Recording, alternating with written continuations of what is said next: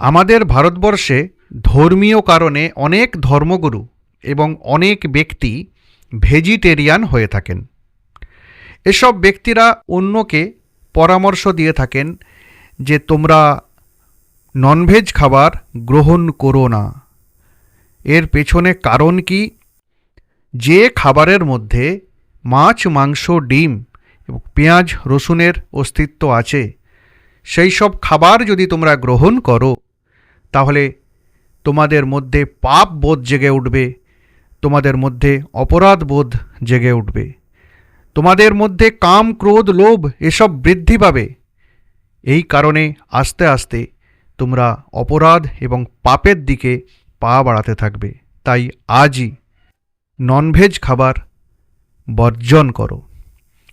তর্কের খাতিরে আমি যদি এটাকে সত্য বলে মেনেও নিই, তাও এখানে কিন্তু একটা বড় প্রশ্নচিহ্ন থেকেই যায়। কি সেই প্রশ্ন? আমি এই ধর্মগুরু এবং ভেজবাবুদেরকে এই প্রশ্নটা করতে চাই যে এই ভেজিটেরিয়ান সমাজ থেকে কিভাবে এত অপরাধের সৃষ্টি হচ্ছে? যারা ভেজিটেরিয়ান তারা তো তাহলে পৃথিবীর সবথেকে পুণ্যবান ব্যক্তি, তাদের তো মোক্ষের দুয়ারে পৌঁছে যাওয়া উচিত।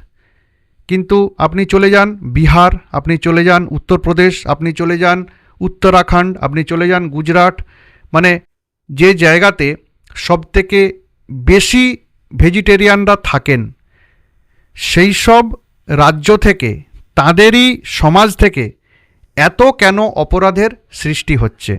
আবার এমন কোনো ছোটোখাটো অপরাধী আছে যারা বহাল তবিয়তে ঘুরে বেড়াচ্ছে, তারা সমাজটাকে নষ্ট করছে। হয়তো দেখা যাচ্ছে তারা ভেজিটেরিয়ান, তারা বড় বড় ধার্মিক। কেন এমনটা হচ্ছে? তাহলে এটা কি ভেজবাবুদের ভুল মন্তব্য নয়? আপনারা কি বলেন? এটা প্রশ্ন করলাম আপনাদেরকে। ভিডিও শেষ করছি। জয় ভারত।